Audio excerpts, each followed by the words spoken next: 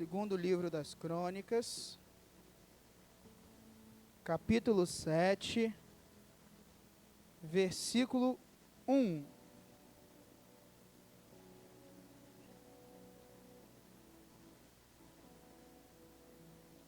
Segundo Crônicas 7, versículo 1. Enquanto você vai abrindo o texto, eu tenho um aviso para dar, um aviso importante. Nós estamos chegando ao final desse ano. Tivemos um congresso incrível, um momento de aniversário muito bom. Vocês gostaram, sim ou não? Ah, então tá bom, vai que só eu que estava feliz, não é isso? E nós vamos ter temos uma programação muito importante, que vai estar acontecendo. Naturalmente ela acontece em outros dias, tem toda uma preparação, mas o dia principal da programação vai ser no dia 9 de dezembro. Vai ser o nosso Cura Campus. Só o lado esquerdo que animou, calma aí, eu vou de novo, ó. Vou repetir, ó. Vamos ter uma programação importante que acontece em várias etapas, mas o momento principal no dia 9 de dezembro é o Cura Campus. Isso. O Cura Campus é um movimento evangelístico que também vamos oferecer algumas ações sociais, então vai acontecer muita coisa. Ao longo do mês a gente vai dando mais informação, direcionamento. O que eu quero te pedir nesse momento são duas coisas muito importantes. Primeira coisa, já esteja em oração, porque sendo um sábado que é evangelístico, é para alcançar pessoas, é para pregar o evangelho, pessoas serem transformadas, contamos com a oração de cada um, para que isso aconteça da melhor forma. Segunda coisa é, esteja se mobilizando para reunir duas coisas: roupas em bom estado, que nós vamos fazer um bazar, e a segunda coisa são brinquedos. Novamente, reúna roupas em bom estado e brinquedos, porque nesse momento teremos tanto a entrega de brinquedos para crianças, como também um bazar, e aí nós vamos estar revitalizando o nosso bazar também. Então, ó, oração e já começar a reunir aquilo que você tiver. Vamos estar conversando mais coisa. Lembra que a nossa EBD, nós estudamos sobre evangelismo para colocar em prática, foi visando uma preparação, então vamos estar nessa preparação, para que nós possamos estar realizando esse momento evangelístico. Você achou o texto bíblico aí, amém? Viu? Deu tempo. Querido, nessa semana nós tivemos no dia 31 de outubro, a celebração da Reforma Protestante. Eu sei que talvez você conheça essa data por uma outra festividade americana, mas dia 31 de outubro aconteceu a Reforma Protestante. A Reforma Protestante foi o momento que Lutero, entendendo que algumas coisas deveriam mudar como igreja, afirmou algumas teses, alguns pontos de vista, mediante a palavra de Deus. Então ele afirma, por exemplo, que somente Jesus salva, a salvação é exclusivamente pela fé, não é através de compra de nada, nem por dar mais ou menos dinheiro. Afirmou que só a Escritura, a Bíblia, é a revelação divina, nada mais aqui tem autoridade como a palavra de Deus. Afirmou que nós somos salvos e vivemos somente pela graça, nada que nós façamos adiciona. Nós vivemos em resposta à graça de Deus. E mediante a tudo que existe, somente a Cristo damos glória.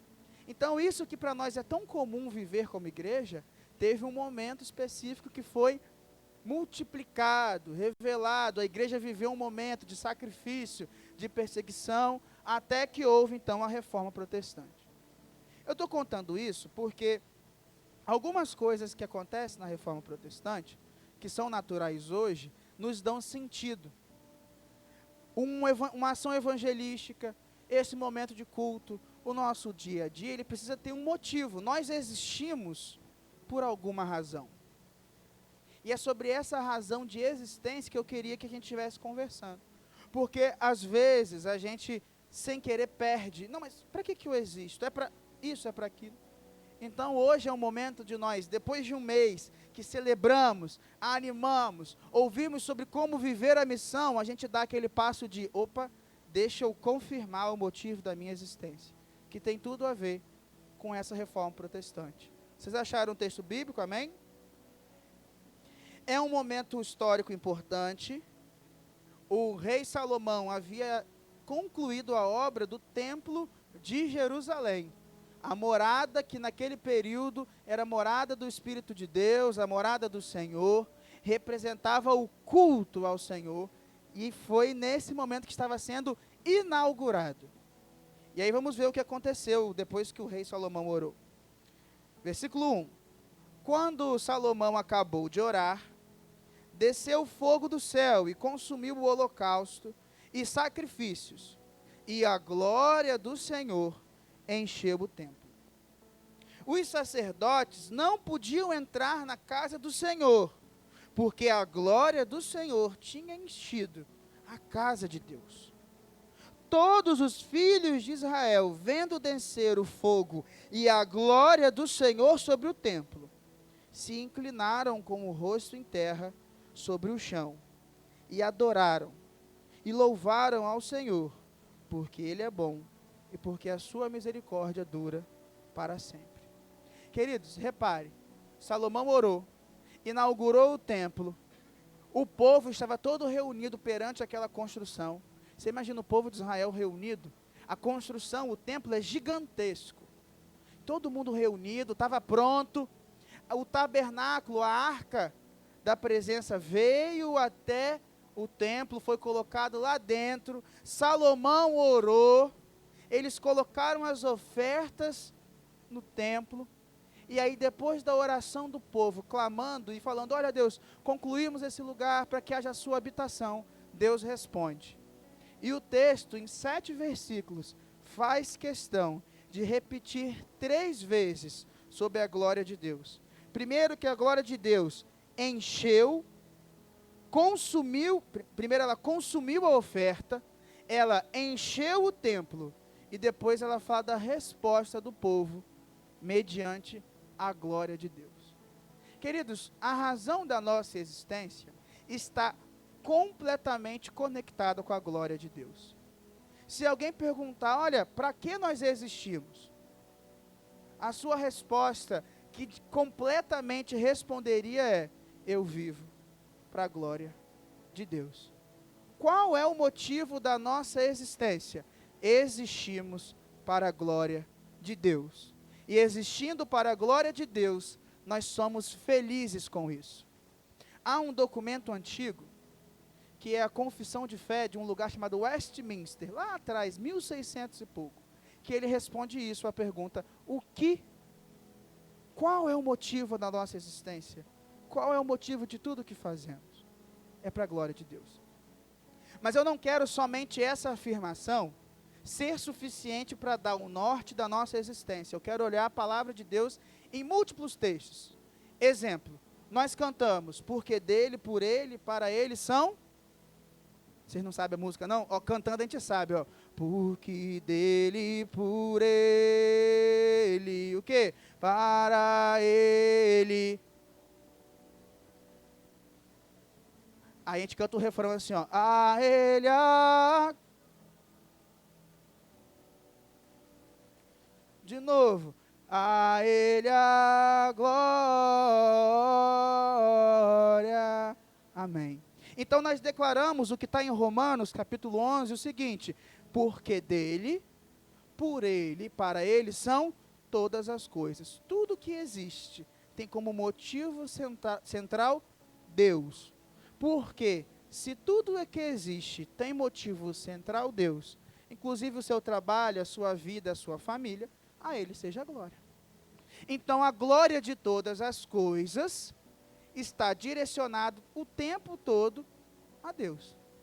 O salmista, e aí eu vou pedindo para ir projetando aqui, porque aí a gente vai acompanhando aqui para a gente não se perder nessas citações. No Salmo 19, versículo 1, declara que se todas as coisas existem para a glória de Deus, a natureza criada aponta para essa glória.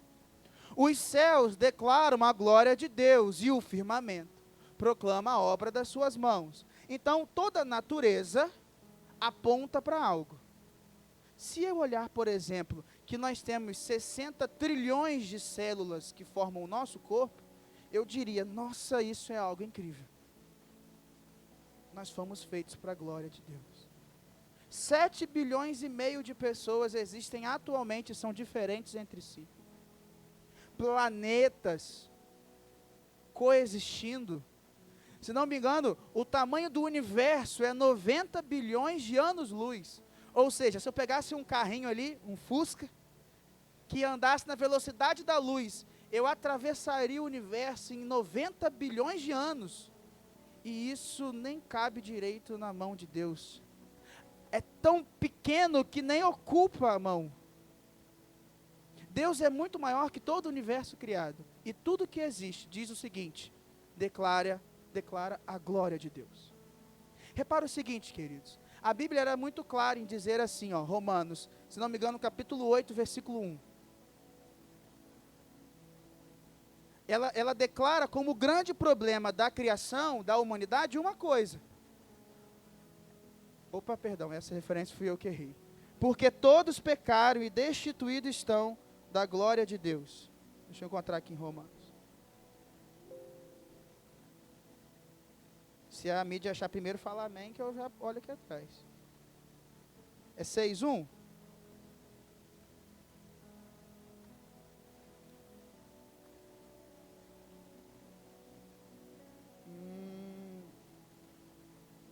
Depois eu acho a referência.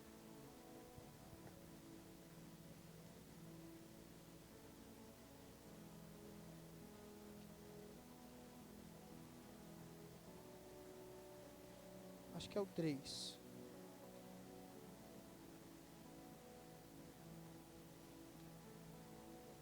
O 3:23, viu? Aí o seminarista falou aqui, ó. 3:23. Pois todos pecaram e estão destituídos da glória de Deus. Qual é o grande problema da humanidade? É que ela pecou. E da onde ela foi retirada? Da glória de Deus. A natureza, então, aponta para a glória de Deus. Tudo que existe glorifica a Deus. Nós, quando pecamos, fomos retirados da glória de Deus. E Paulo diz, quer comais, quer bebais, quer fazeis qualquer coisa que seja para glória de Deus. Pedro diz na primeira carta dele, capítulo 4, versículo 10. Falando sobre os dons, 1 Pedro 4, versículo 10. Pedro vai falar sobre a motivação de cada dom que é exercido na igreja. Diz assim, ó, cada um exerça o dom que recebeu para servir os outros, administrando fielmente a graça de Deus em suas múltiplas formas. Versículo 11. Se alguém fala, ou seja, fala, ensina, se expressa, que faça-o como quem transmite a palavra de Deus. Se alguém serve, faça com a força que Deus provê, de forma que em todas as coisas Deus seja glorificado, mediante Jesus Cristo, a quem sejam a glória e o poder para todos sempre. Amém. Queridos, a centralidade de tudo que há na Bíblia revela a glória de Deus como centro de tudo. Dos dons que eu exerço, das coisas que eu faço, o que eu como. O que você comeu hoje foi para a glória de Deus. O que você almoçou, com quem você almoçou, o momento do seu almoço, o que você bebe, o ar que você respira, tudo que nós fazemos tem como centro a glória de Deus. O grande problema é se eu estiver fora da glória de Deus, o que acontece quando o pecado nos separa. Tudo que existe mostra a glória de Deus. Todos os dons, atitudes, a morte de Jesus na cruz, glorifica Deus. Jesus, quando ele ia entregar a sua vida na cruz, no capítulo 17 de João, ele ora e fala, glorifica-me, para que quando eu morrer eu te glorifique. Hebreus capítulo 1 diz que Jesus é a expressão exata de Deus, o resplendor da glória do Pai. Queridos, eu acho que nós já ouvimos textos o suficiente para apontar e revelar que todas as coisas são para a glória de Deus. Nós existimos para a glória de Deus. Amém? Qual é a minha grande preocupação? Qual é o grande motivo em cima disso? Porque se eu perguntasse, botasse ali na entrada, um cartão, e você marcava sim ou não, dizendo assim, a sua vida é para a glória de Deus? Você ia responder sim. Todo mundo responderia sim. Porque talvez conhecer que a sua vida é para a glória de Deus é algo dito, algo natural. A questão é, nós conhecemos e sabemos o que é existir para a glória de Deus, a ponto de, com o coração aberto, abrir e dizer, a minha vida realmente tem existido para a glória de Deus. O que nos leva a perguntar é, conhecemos a glória de Deus? Será que não é mais uma coisa que falamos e dizemos e arranhamos a superfície? Entendendo que existir para a glória de Deus não é algo como uma escolha, porque existir para a glória de Deus é o centro da vida do cristão, eu me vejo na necessidade de nós conversarmos sobre isso, sobre a glória de Deus. E aí, por isso que lemos o texto de Crônicas. Se você fechou a Bíblia, você abre nesse texto. E após apresentar isso tudo, a gente volta para Crônicas. Porque aí nós não temos como sair de toda essa meditação e não repensar e concluir se o cura-campos acontecerá para a glória de Deus. Se as vidas que alcançaremos serão alcançadas para a glória de Deus, o resultado do Enem, que está sendo feito hoje, no final de semana que vem, o nosso trabalho, as obras dessa igreja, um novo ano que começará, o congresso, se aconteceu para ele, o ar que respiramos. Porque pode ser que, apesar de afirmarmos, as nossas atitudes, pensamentos, emoções não estão alinhados com essa glória. E aí nós temos que pensar sobre ela. Volta no texto então de Crônicas, versículo 1. E nós vamos analisar um pouco dessa glória de Deus. Em primeiro lugar, quem existe para a glória de Deus, existe sob o reinado de Deus. Versículo 1. Quando Salomão acabou de orar, desceu o fogo do céu e consumiu o holocausto e sacrifícios, e a glória do Senhor encheu o templo. O que aconteceu e o que consumiu, o que recebeu a adoração no templo de Israel foi a presença de Deus. Eu posso falar que glória no Antigo Testamento, ela tem um sentido de peso. A palavra muitas vezes usada para glória no Antigo Testamento é kabod. Eu até brinco, não estou dizendo que é por isso que surgiu a palavra cabide, mas a partir dessa palavra eu me lembro. Kabod, cabide, segura algo. Cabide, ele sustenta um peso. Então, a palavra glória quer dizer peso.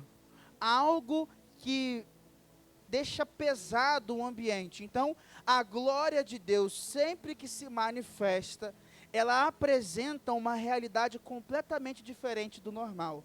Um bom exemplo, além desse texto, quando Deus desce no monte e se revela para o povo de Israel, teve trovão, fogo, fumaça. Tanto quando a gente canta a música Isaías 6, a gente canta que toda a terra que enche com a sua glória e toda a casa com a sua fumaça. A presença de Deus, ela é grandiosa. É quase que uma tempestade tão poderosa que as pessoas nunca viram. E elas reagem com assombro, com meu Pai é muito grande, a glória de Deus é muito maior do que eu posso imaginar. E essa glória tem a ver com Deus sendo o ser mais poderoso e fascinante que existe. Eu não sei se a gente para pensar isso. Que a pessoa que entrega a sua vida a Jesus, entrega a sua vida ao ser mais poderoso que existe. Que é. Nós não viemos aqui cultuar nada senão o ser mais poderoso, o ser que existe e sempre existiu e existirá, aquele que tem todo o poder.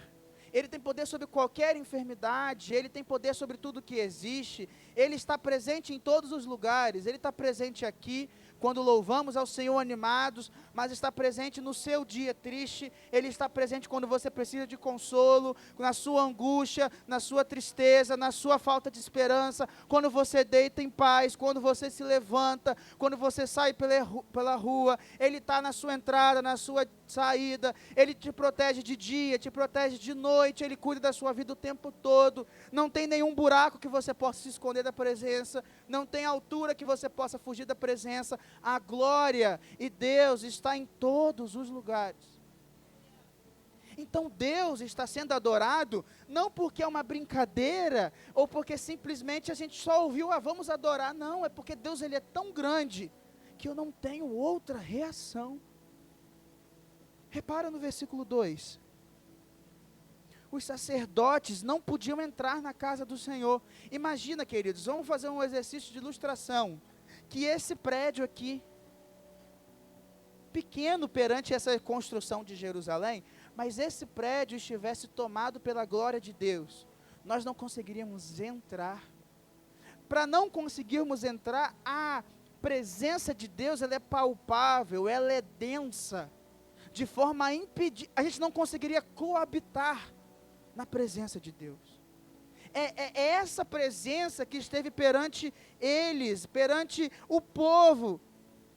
E o povo responde no versículo 3, se inclinando com o rosto em terra. Repara, a atitude de se inclinar com o rosto em terra, geralmente é feita em duas situações. Eu vou dizer no geral, ou em atos de culto. Então, se você for lá no Oriente, ou você for observar um culto do Oriente, você vai ver as pessoas ajoelhadas, de rosto prostrado, é uma expressão de culto, ou então quando passa alguém muito importante, tem um filme, então passa, por exemplo, o imperador da China, aí o povo chinês se inclina. Passa um grande rei no passado, todo mundo que se abaixa, os reis eram reverenciados, o povo se curvava. Então essa expressão acontece em cultos e também acontece muito em expressões perante um rei. E a glória diz muito sobre os feitos e vitórias que relatam alguém. Quando você é campeão de alguma coisa, aquilo foi uma glória sua, uma vitória sua. Quando um rei vencia, quando o rei Davi vencia, a glória do rei Davi, as vitórias do rei Davi, isso tornavam ele cada vez maior, cada vez que ele vencia, ele era mais poderoso e conhecido. Agora, eu quero te convidar, e de vez em quando eu vou fazer isso para a gente exercitar a imaginação. Quero te convidar a fechar seus olhos por alguns segundos. Feche seus olhos, eu vou fazer uma pergunta, e aí você imagina. Tente imaginar então a glória do Senhor dos Exércitos, o Deus que nós cultuamos, que nunca perdeu uma batalha, o Deus que é capaz de parar o sol, o Deus que venceu todos os exércitos que levantaram contra os filisteus, o Deus que venceu a morte, o Deus que ressuscitou o seu filho, o Deus que venceu tudo que era contra a sua vida e hoje te dá a vida eterna. Tenta imaginar a glória desse rei. Tenta imaginar então que vestes esse rei usaria, que tipo de capa, que tipo de presença, que tipo de coroa seria essa, que faz com que 24 anciãos perante esse Deus joguem fora a sua coroa, joguem fora a sua autoridade, lancem aos pés dele, porque não é nada perto da glória de Deus. Tenta imaginar que tamanha glória é essa, que faz com que anjos que são santos, sem pecado, tendo 6 asas, usam 2 para cobrir o seu rosto, porque eles não podem olhar para a glória e santidade de Deus. Usam 2 para cobrir os pés, porque é inadmissível perante a presença de Deus que eles sejam adorados. E usam só 2 para voar, porque independente de tudo eles servem, ministram e adoram esse Senhor. Agora abre seus olhos. Qual é essa experiência dessa glória tão grande? Agora talvez faça mais sentido quando a gente escuta que o hino nos céus é santo, santo, santo, é o Senhor dos exércitos. E a terra está cheia da sua glória. E santo, santo, santo é o Senhor dos exércitos. E a terra está cheia da sua glória. Mas por que é chamado o Senhor dos exércitos? Porque ele sempre venceu. Aí a gente canta, a morte vence, porque ele só vence. Deus não conhece a palavra derrota. Ele é glorioso em todas as coisas. Querido, eu quero perguntar se a sua vida, você realmente tem dado toda a honra e toda a glória a Deus em todas as suas vitórias, todas as suas conquistas. Será que, se as suas conquistas fossem premiações, medalhas, num mural, os ministérios que você exerce, os dias que você viveu, a conquista no seu trabalho, todo o valor financeiro que você já teve, ou então esportivas, familiares, tudo aquilo que você considera, olha, isso foi uma grande vitória. Será que o seu coração reconhece que isso apenas aconteceu por causa de Deus? Ou ainda existe um resquício de, olha, fui eu, isso aqui não foi Deus não, fui eu. Ou uma falsa, e pode dizer uma glória vã, ou uma vanglória, de acreditar que realmente aquela vitória foi sua sozinho. Talvez o grande erro de alguns homens na Bíblia, como por exemplo Saul, tenha sido imaginar que ele era tão poderoso quanto o rei, que ele poderia desistir da dependência da glória de Deus. E aí ele chegou num ponto de oferecer culto a ele mesmo. Ué, eu sou o rei de Israel, ninguém é maior do que eu nesse lugar, então eu posso oferecer o culto. Samuel é sacerdote? Beleza, eu sou o rei. Vida longa ao rei. As vitórias são feitas e conquistadas e são dadas ao rei. Então eu posso pegar um boi que eu estou entregando, e nesse monte aonde eu estou, porque eu que estou fazendo, eu entrego do jeito que eu quiser a Deus, fui eu que conquistei tudo. E aí Samuel chega, vê aquilo e fala, Saul, era melhor a sua obediência ao que Deus determinou, do que o simples fato de entregar uma oferta. Não adianta, querido, eu falar, quer comais, quer bebais, quer fazeres qualquer coisa, seja para a glória de Deus, se no seu coração o reinado ainda é seu, as conquistas ainda são suas. Não há como coexistir a glória dada a Deus e a glória dada a homens. E aí uma boa forma de medir isso é a frase de João Batista. Mas João Batista, que é isso? O cara chegou, está pegando, está batizando, está fazendo tudo, e você vai ficar quieto? Vai deixar? Importa que ele cresça e eu diminuo. Então pensar na glória, querido, é pensar na majestade de Deus. É pensar em quão grande é o nosso Deus. Mas pensar na glória de Deus também é pensar no efeito e no impacto da presença. Se eu existo para a glória de Deus, eu existo para a presença de Deus. E existir para a presença de Deus seria como viver dentro de uma piscina e pedir que essa piscina seja cheia de água e você esteja dentro dela. Essa é a melhor ilustração. Se houver espaço nessa piscina, não há preenchimento da glória de Deus. E esse é um problema porque nós vivemos uma geração, um momento, e eu não falo aqui de cronologia de idade, os jovens, nós estamos vivendo um período que nós estamos muito próximos de tudo que é figura de autoridade, nós nos sentimos assim. Exemplo, hoje em dia, você acompanha o que o prefeito da cidade faz nas redes sociais, acompanha o presidente. Aí a sua opinião hoje, ela está mais valorizada, porque você pode postar na internet. Então eu, que falo qualquer coisa de um político, de um prefeito, um governador, um presidente, acho que a minha opinião é o suprassumo, porque parece que eu estou tão perto, esse lugar de falar, eu me acostumei com isso. Hoje a gente vive aquela coisa de, não, os pais não podem simplesmente dizer sim ou não, tem que conversar, tem que dialogar. Por quê? Porque cada vez mais você está colocando os filhos num lugar de, às vezes, esquecer a posição de autoridade dos pais. E, naturalmente, eu não estou dizendo que os pais não devem conversar com os filhos. Mas essas quebras, essas intimidades, aonde nós não entendemos como funciona, nos leva a nos relacionar com o presidente, com o prefeito, com o governador, com o dono da empresa, com o pastor da igreja, com a liderança, com os pais, com qualquer pessoa, sem pensar nisso. Como se a autoridade de alguém, ela fosse só colocada de lado. Não, nós somos... Não existe hierarquia, não existe noção de nada, a gente só vive. Qual é o problema? O problema é que da mesma facilidade que você tem acesso a autoridades, isso é ótimo, né, poder acessar, entender que o pastor não precisa ser alguém inacessível, que senta distante, se cerca assim um muro, não.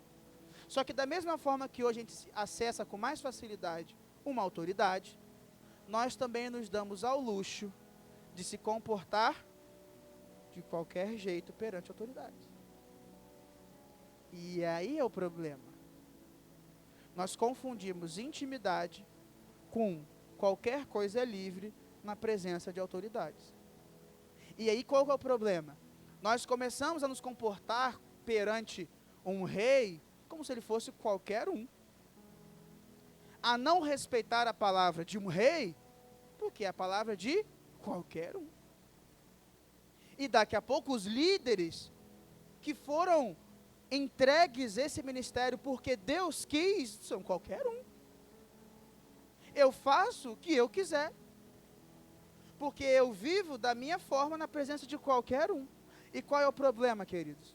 A gente pode estar vivendo esse qualquer jeito, qualquer forma, em qualquer momento e qualquer jeito com Deus. E nós podemos estar nos relacionando com a glória de Deus como quem se relaciona com um boneco de pelúcia. Eu faço o que eu quero, do jeito que eu quero. Qual é o problema, queridos? Eu acho que qualquer música cantada de qualquer jeito vai chamar a glória de Deus. Qualquer tempo que eu dedicar à leitura e à vida com Deus vai ser suficiente para a glória de Deus. Eu começo a tornar passos que eram para ser progressivos insuficientes. Aí o pastor fala: meu querido, se você não tem costume de ler a Bíblia, começa com o pouco que você consegue hoje. Aí você fica 35 anos com isso. Por quê? Porque é o que eu consigo. Mas não tem exigência nenhuma, a presença de Deus não causa nada. As pessoas estão andando como se a presença de Deus fosse nada. Como se a presença de Deus, ela fosse irrelevante. Não tivesse nenhum efeito, não tivesse nenhuma função, não fizesse diferença. Será que as pessoas, quando olham a nossa vida na rua, nós quando estamos andando, trabalhando, conseguem ver o seguinte: olha, Rodrigo é alguém que a presença de Deus está nele, por isso ele é assim? Será que quando olham para nós, eles veem o efeito da presença de Deus? Porque quando as pessoas viram um prédio cheio da glória de Deus, as pessoas se curvaram, as pessoas se prostraram, as pessoas adoraram, e ninguém adorou o prédio. O povo de Israel não se curvou: nossa, que prédio, não, nossa, que presença, nossa, olha a glória de Deus, nossa, olha que majestoso. Então ninguém vai reconhecer você, vão reconhecer a glória de Deus. Nossa, olha só como o Fernando, olha como o Carlos, olha como os Isadora estão mudados. Glória a Deus por isso. Olha como Deus está agindo, é isso. Mas nós estamos agindo de forma leviana, como se a presença de Deus fosse qualquer coisa. Querido, eu faço uma pergunta, e essa pergunta também é minha. Qual foi a última vez que você se preocupou com a presença da glória de Deus na sua vida? Ou seja, que você acordou, ou pelo menos foi dormir assim: meu Deus, o que eu fiz em relação à glória de Deus na minha vida? Qual foi a última vez que nós olhamos o nosso dia? Almoço, janta, café, conversa, dedicação, tempo. E eu pensei: nossa, eu vivi para a glória de Deus. Qual foi a última vez que a gente fez isso? Qual foi a última vez que, 15 minutos antes de vir celebrar o Senhor, a gente pensou: Senhor, que tudo que eu fizer lá dentro seja para a glória de Deus? Qual foi a última vez que a gente fez isso? Qual foi a última vez que o nosso coração estava preocupado em orar para que houvesse presença? E muitas vezes a gente está cantando na ausência, se acostumando com a ausência, cobrindo de presença, ou então se contenta com pouco. Querido, qual foi a semana que você começou a orar e orar e orar, falando, Senhor, encha o nosso coração, da mesma forma que o Senhor encheu o templo de Israel, seja presente na minha vida, me encha até que eu transborde, Senhor, me faça ser guiado pela Tua glória, Senhor, o Senhor fez com Ezequiel, o Senhor fez com Moisés, Moisés pediu, viu as suas costas, me mostra qualquer coisa. Qual foi o dia que eu pedi assim, Deus, que eu tenha uma visão da Tua presença, da Tua glória, para que a minha face brilhe? Senhor, por favor, o que Isaías viu? Que fez com que ele caísse? O que Jacó viu? Que fez com que ele batalhasse por uma bênção? O que Abraão viu? Que fez que ele largasse tudo? O que Eliseu sentiu quando foi lançada a capa e foi feito um chamado que era de Deus, que fez com que ele queimasse tudo? Que unção foi essa que Davi teve, que deu certeza? Que voz era essa que Samuel escutava quando era criança? E ele ia, o que é isso? Que certeza era essa que havia no coração dos discípulos? Eu vi um vídeo que eu achei sensacional. Era um vídeo que eram os discípulos reunidos, 11, e aí eles falavam assim, ó, a manchete, o título era assim, e se Jesus não tivesse realmente ressuscitado? Então era assim, eram os discípulos falando, o que nós vamos fazer, já que Jesus ressuscitar é uma mentira? Esse era o vídeo. Eles falam, ó, agora a gente vai roubar o corpo de Jesus, vai falar que ele ressuscitou e vamos pregar isso. Aí os discípulos, uhul, é isso aí. E o que a gente vai receber? Nós vamos ser perseguidos, mortos, todos vão querer a nossa cabeça. Aí um olhou, mas peraí. É isso que eu vou ganhar? Vou ganhar dinheiro? Não. Fama? Não. Glória? Não. Você vai ser perseguido e morto, vamos lá. Gente, quem faria isso por uma mentira? Que grupo de pessoas dedicaria a vida por uma mentira? Então é muito verdade que Jesus ressuscitou. E que glória e certeza de presença era essa que os discípulos ouviram, ó, o Espírito vai vir e vai dar poder a vocês, ele vai estar dentro de vós, aí vocês podem testemunhar. E eles foram. Queridos, a diferença entre esses heróis, essas pessoas, e nós, nada mais é do que a certeza da presença e da glória de Deus. É o quanto nós somos cheios da glória de Deus. Queridos, nós não podemos buscar outra coisa. Outras coisas vão encher. Ah, eu quero ser cheio de todos os dons, eu quero ser cheio de todo o acesso espiritual, eu quero ser cheio de toda sabedoria. Olha, seja cheio de tudo que você puder, mas não negocie mediante a glória e a presença de Deus, para que nós possamos adorá-lo, porque a glória de Deus fala sobre uma presença. Nós não podemos vir em nenhuma celebração, queridos, nem aqui tem menos de nós num dia da semana, mais de nós no domingo, congresso, e se contentar com menos do que a presença de Deus. Sabe por quê? Porque quando tem congresso e aniversário, a gente vem na expectativa.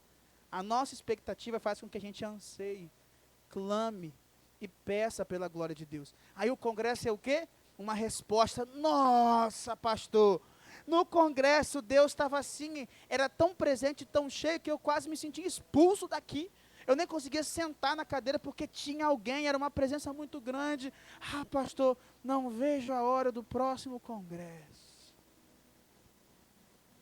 Ah, pastor, eu ouvi uma pregação tão abençoada do ministro tal. Eu fui no culto do Eli Soares e ouvi ele cantando. Eu fui, a banda tal tocou, o pregador tal tocou. Pastor, que bênção são aqueles. Todos eles são bênção, queridos.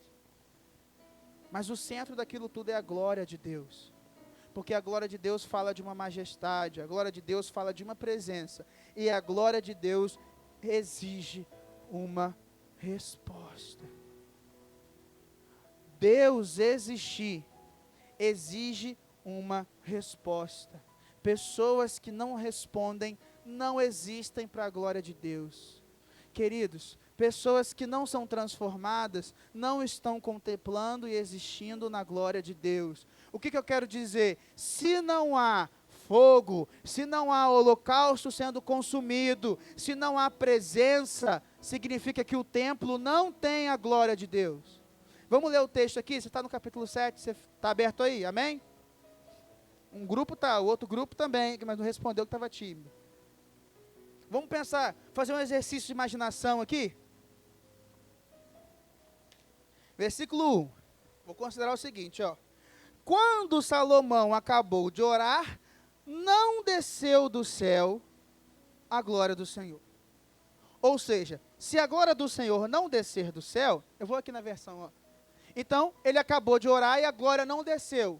Então, o holocausto e o sacrifício não foi consumido. Todo o culto, toda a oferta ficou ali mesmo. Não teve sentido, porque não houve presença, não houve glória de Deus. Deus não estava ali. Então, não teve culto. Vamos continuar. Pode passar.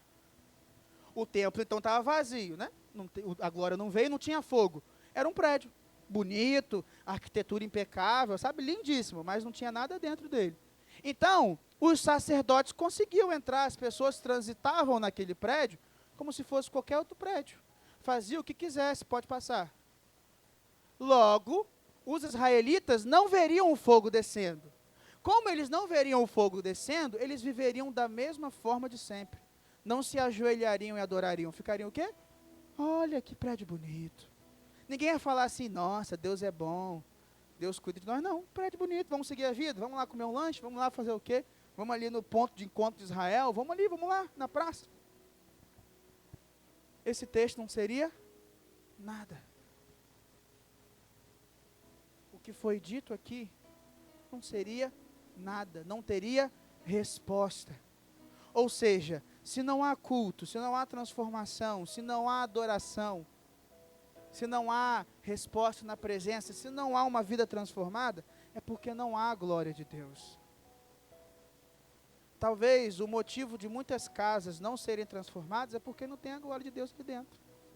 O motivo da sua vida não ser diferente é porque não tem a glória de Deus. Se nós vivemos de glória em glória, quando não há a glória de Deus, quando não há presença, quando não há majestade, logo não há resposta. Se eu não faço para a glória de Deus, não há resposta. Se nós não existimos para a glória de Deus, existimos para no máximo nós mesmos. E aí não vivemos para a glória de Deus. No final das contas, vivemos para nada. Porque as pessoas que não vivem para a glória de Deus, também morrerão sem a glória de Deus. E deixarão de passar a eternidade na glória. Não faz sentido alguém falar assim, não, eu quero ir para o céu do jeito que eu estou. Mas você não quer a glória de Deus, para que você quer a glória de Deus na eternidade, então? Ah, não, pastor, mas, poxa, olha o preço disso. Tem que mudar de vida, abrir mão de coisa que eu gosto, de gente que eu gosto. Porque tem gente que vê a glória e se afasta. É porque a gente viu o povo de Israel. E você acha que o povo que não adorava o Senhor fez o quê? Ih, tem glória ali de Deus, eu vou embora, vou ficar na presença? Não. A presença o atrai aqueles que são de Deus e afastam aqueles que não querem Deus. Há um movimento e uma transformação no que vivemos quando a glória de Deus é o centro. Pessoas se afastam, pessoas super interessadas no que você vive com a glória de Deus vão perceber que não é para elas. E pessoas vão mudar, pessoas que nunca pensaram vão pensar diferente. A sua casa muda, a sua visão para o trabalho muda, a sua forma de cultuar o Senhor muda, tudo muda, a ceia muda. E aí o que acontece? Se eu não respondo a isso, queridos, só tem uma resposta possível. Não há presença de Deus. Nós vamos, já em alguns minutos, viver esse momento de ser conduzido a ceiar, relembrar esse memorial, tudo isso vai acontecer. Mas eu queria te pedir para fechar os olhos de novo. Mais um exercício. Eu quero que você pense, feche seus olhos. Eu quero que você imagine o seu lugar preferido. O lugar onde você tem paz, tranquilidade, segurança. Pode ser que você imagine o seu quarto. Pode ser que você imagine... Feche seus olhos. Eu estou vendo aí. Pode fechar vocês também, os mais novos também. Você também. Feche seus olhos. Pode ser que você imagine seu quarto. Pode ser que você imagine a sala, uma varanda, um jardim. Você vai imaginar coisas diferentes. Quando você imaginar este lugar mais confortável, pense as pessoas que você quer que estejam com você ali. Pense as pessoas que você ama, a sua família, pense seus amigos.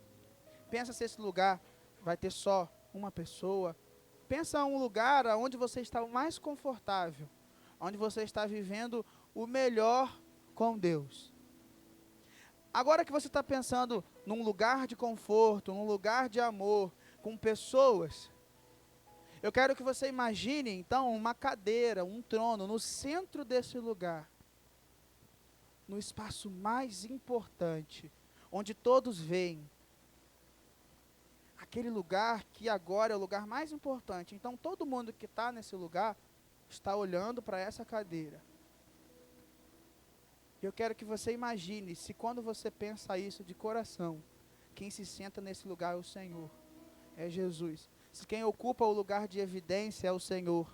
Se quem está ocupando o centro da sua casa, do lugar do seu descanso, é o Senhor. Se o centro da sua família é o Senhor. Pensa no que acontece quando Deus ocupa esse lugar. Vê se o seu coração não fica mais tranquilo, se o seu corpo fica em paz, se sua mente relaxa, se o seu pé parece pisar em nuvens, se parece que você flutua. Pensa se não é algo brilhante que gera vida. Pensa se isso não irradia paz. Pensa no efeito dessa glória. Pensa na majestade dessa presença. Agora pensa na sua resposta. Imagina aí, qual seria a sua resposta se no centro do que é mais importante para você, no lugar mais importante, com as pessoas mais importantes, se fosse Deus presente, o que você faria? Você vai correr para os pés dele? Você vai correr para dar uma resposta? Mantenha-se de olhos fechados. Você vai correr para responder, para glorificar, você adora, você junta a sua família e se abraça, você dança, você celebra. Qual é a sua reação perante a glória de Deus? Eu queria te convidar, ainda de olho fechado, a você conversar com esse Deus que está presente na sua vida. Ora aí, fala com Ele, use as suas palavras. Ele está no mesmo lugar que você. Ele está no centro do seu coração, da sua vida. Ele tem sido o centro da sua existência. Ele nunca te abandonou. Pede por mais da presença dEle. Revela aquilo que tem que ser transformado pela glória do Senhor. Revela a sua pequenez. Confesse os seus pecados, se arrependa dos seus erros. Entregue o que até hoje você não entregou, o rumo da sua história, a sua casa, a sua vida. A presença de Deus está no seu coração. A presença de Deus é intensa nesse lugar, mas é intensa na sua vida. Senhor meu Deus, eu lhe agradeço porque quando clamamos pela tua presença, ela nos preenche. Pai, mais do que clamar pela tua presença nesse lugar, eu clamo pela sua presença em nós, na sua igreja. Eu clamo pela presença aonde é bom. Eu clamo pela sua presença em nós para que o Senhor nos transforme. Senhor, eu quero render e entregar tudo aquilo que tenho, tudo aquilo que sou perante o Senhor. Eu quero entregar aquilo que sou perante o poder da sua mão, para que o Senhor seja glorificado e honrado em todas as coisas. Pai, abençoe a minha história, abençoe a minha família, abençoe a minha vida, abençoe a minha casa, abençoe o lugar do meu descanso. Me dê paz, me dê tranquilidade na tua presença. Pai, não permita que nenhum de nós hoje saia daqui sem pensar se o centro da minha existência existe completamente para a tua glória. E aquilo que não existe, que eu carregue e apresente aos seus pés, e aquilo que os meus irmãos entendem que está fora, seja colocado na presença do Senhor. Muito obrigado por tudo, em nome de Jesus. Amém. Te convido a ficar de pé.